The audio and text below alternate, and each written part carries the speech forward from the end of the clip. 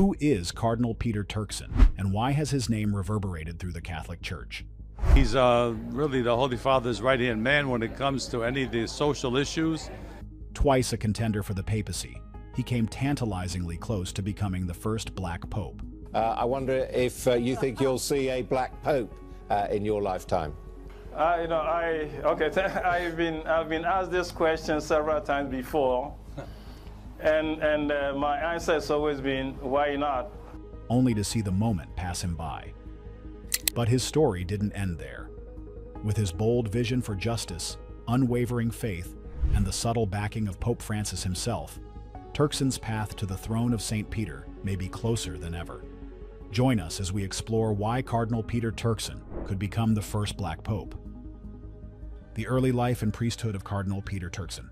Before we even answer why Cardinal Peter Turkson will be the first black pope ever, we have to get acquainted with his life from the very beginning. To truly understand what makes him stand out, you have to delve into the story of his roots, his journey through the priesthood, and the values that shaped him into the remarkable leader he is today. Peter Kadwo Apia Turkson was born on October 11, 1948 in Wassa-Nsouda, a modest mining town nestled in the western region of Ghana. Growing up in a household with 9 siblings, Peter's life was anything but privileged. His father, a carpenter, and his mother, a Methodist who sold vegetables in the local market, worked tirelessly to provide for their large family. It's said that young Peter's upbringing was enriched by a diverse spiritual atmosphere, with influences ranging from his Methodist mother to a paternal uncle who was Muslim, and a firm grounding in his father's Catholic faith. From an early age, Peter showed an insatiable curiosity and a natural inclination toward education and spirituality. He began his academic and spiritual journey at St. Teresa's Minor Seminary in Amasano, followed by St. Peter's Regional Seminary in Paidu. A young Peter soon realized his calling and made his way to St. Anthony-on-Hudson Seminary in New York, where he pursued his theological studies. Here, he earned not just one, but 2 master's degrees, one in theology and another in divinity. It was a pivotal period in his life, marked by intense study, reflection, and a summer course at Albany University, which broadened his perspective. On July 20, 1975, a moment of profound significance arrived when Archbishop John Amissa ordained him as a priest. This milestone wasn't just the beginning of his official priesthood, but the dawn of a journey filled with purpose, service, and a commitment to his faith. Peter Turkson's career in the church didn't stop at ordination. He quickly transitioned into academia, teaching at the Minor Seminary at St. Teresa's, where he began to mentor and inspire future priests. His passion for learning took him to Rome's prestigious Pontifical Biblical Institute, where he earned a licentiate in sacred scripture. After his return to Ghana, he stepped into leadership roles, becoming vice rector at St. Peter's Seminary. During this time, he also served the community by taking on pastoral duties in a nearby parish, balancing scholarly pursuits with hands-on ministry. By 1987, Peter was back in Rome for doctoral studies in sacred scripture. Although his academic ambitions were cut short when he was appointed Archbishop of Cape Coast in 1992, this shift marked the beginning of a transformative chapter in his life. On October 6, 1992, Peter Turkson was appointed Archbishop of Cape Coast by Pope John Paul II. This appointment was a testament to his dedication and an acknowledgement of the unique blend of intellect, humility, and charisma that defined him. On March 27, 1993, he was consecrated by Archbishop Dominic Kadwo Ando, solidifying his position as a key leader in the Ghanaian Church. As Archbishop, Peter's influence extended beyond his diocese. From 1997 to 2005, he served as president of the Ghana Catholic Bishops' Conference, tackling pressing issues like education, social justice, and interfaith dialogue. In 2003, he became chancellor of the Catholic University College of Ghana, further cementing his role as a champion of education. Pope John Paul II elevated Peter to the rank of cardinal in 2003, making him the first Ghanaian cardinal. But this is not the end. Stay tuned, as Ghana will continue to shine on the global stage and make its people proud in more remarkable ways in the future. A journey through the Roman Curia. When Cardinal Peter Turkson was appointed president of the Pontifical Council for Justice and Peace in October 2009, it wasn't just another Vatican job. It was a calling that placed him at the intersection of faith and global issues. Pope Benedict's decision to bring him into this role wasn't accidental. Peter's reputation as a man deeply rooted in justice and compassion made him a natural fit for addressing the Church's social teachings on human rights, economic fairness, and peace. But this wasn't Peter's only hat. Over the years, he became a member of several influential Vatican bodies, including the Congregation for the Doctrine of the Faith, the Congregation for Catholic Education, and the Pontifical Council for Promoting Christian Unity. From these vantage points, Peter was a force for innovation. In one of his more memorable moves, Peter made headlines in 2011 when he called for a global public authority and a central world bank. Bold, right? The proposal wasn't about bureaucracy for bureaucracy's sake. It was about ensuring financial systems served humanity instead of exploiting it. Peter condemned the idolatry of the market and collective greed, reminding everyone that economics isn't just numbers, it's about ethics, solidarity, and human dignity. And while his ideas weren't universally applauded, they sparked essential conversations about reforming the global economy. Peter's talents weren't confined to policy papers and Vatican halls. In 2011, during the civil conflict in Ivory Coast, Pope Benedict XVI sent him as a mediator to find a peaceful resolution. The situation was tense, with atrocities committed on both sides. Yet, Peter's mission highlighted his diplomatic skills and his ability to approach even the most volatile situations with humility and hope. Again, in 2016, Pope Francis called on Peter for another critical mission, this time to South Sudan. As the Pope's special envoy, Peter traveled to Juba with a simple yet profound goal: peace. Carrying letters from Francis to both President Salva Kiir and Vice President Riek Machar, historic enemies from rival ethnic groups, Peter worked to foster dialogue and trust. It wasn't easy, but his presence was a reminder of the Church's commitment to peace in the face of violence.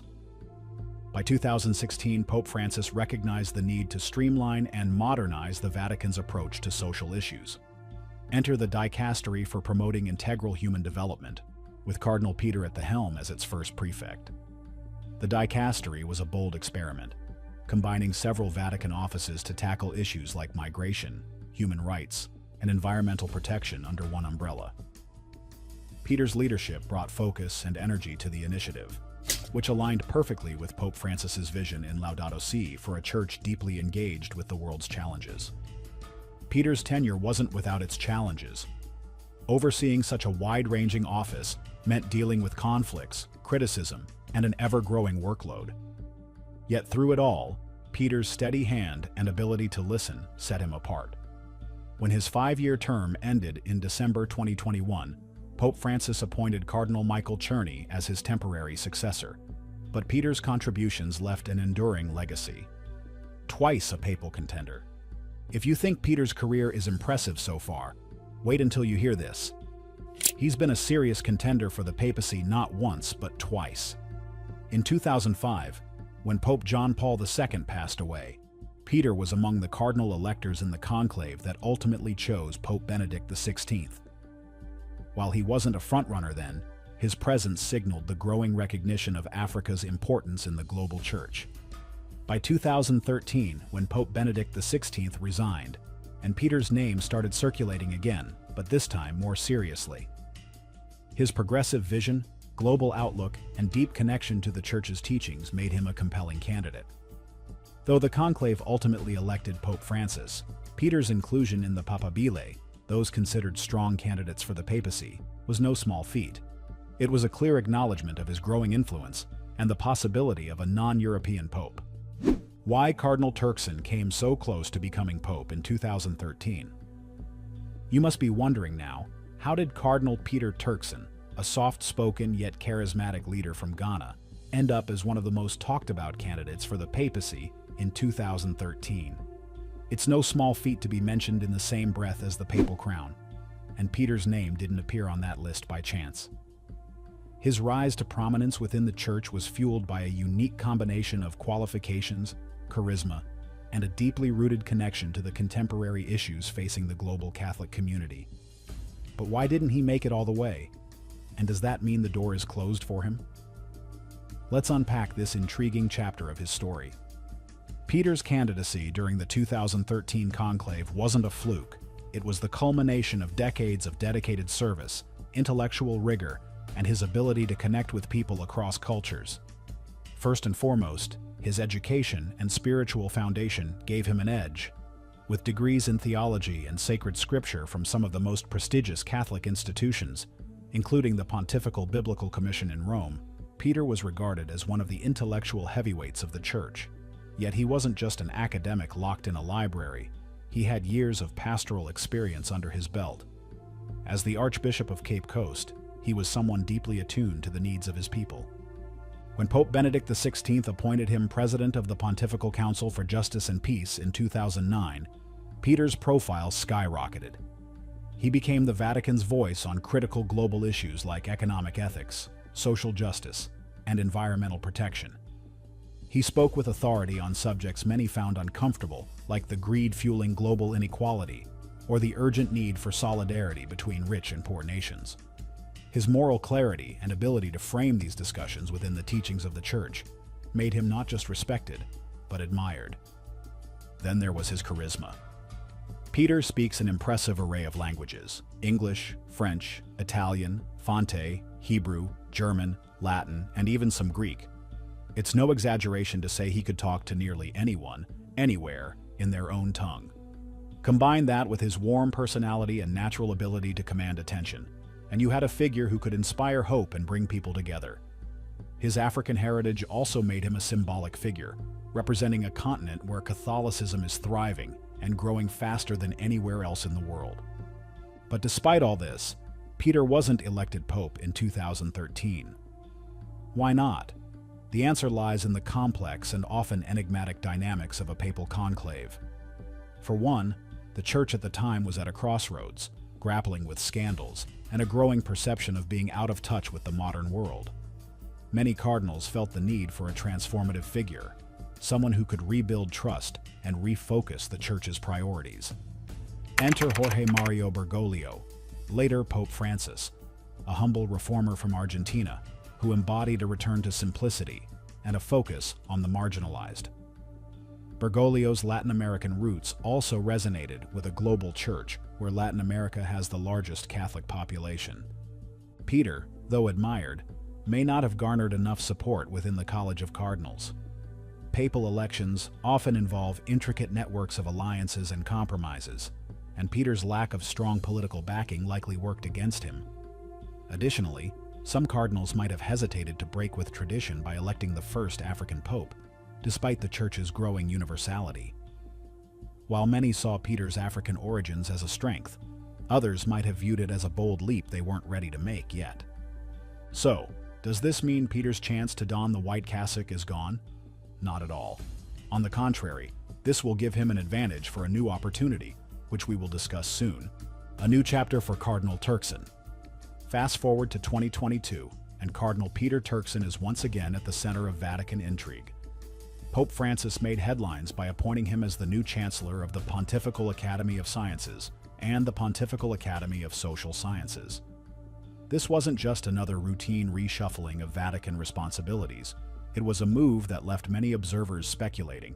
Is Pope Francis subtly endorsing Peter as a future pope?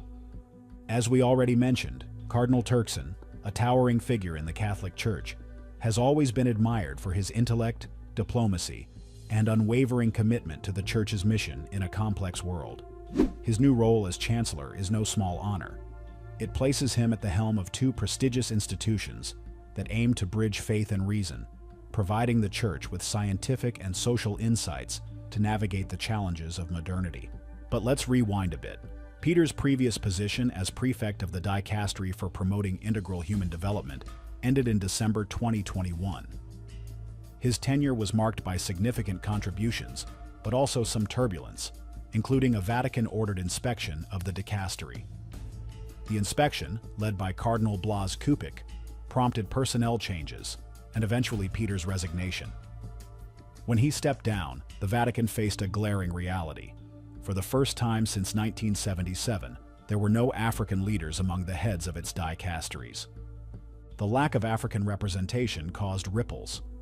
Critics questioned whether this reflected a broader issue of inclusion within the Church's highest echelons. Enter Pope Francis, with his knack for shaking things up. By giving Peter a new and highly visible role, the Pope sent a message: Peter's contributions are far from over. As the new Chancellor of the Pontifical Academy of Sciences and the Pontifical Academy of Social Sciences, Peter now oversees institutions with rich histories. The Pontifical Academy of Sciences dates back to 1603, boasting luminaries like Galileo Galilei among its early members. Meanwhile, the Pontifical Academy of Social Sciences, founded in 1994 by Pope John Paul II, focuses on crucial issues like economics, sociology, law, and political science. Both academies aim to bring cutting-edge knowledge to the Church's mission, and Peter's leadership is expected to inject fresh energy into their work. So why all the buzz about Peter's future? For starters, Pope Francis's decision to elevate him came at a time when the Church was increasingly looking beyond traditional centers of power. Peter's African roots symbolize the growing significance of the Global South, where Catholicism is thriving.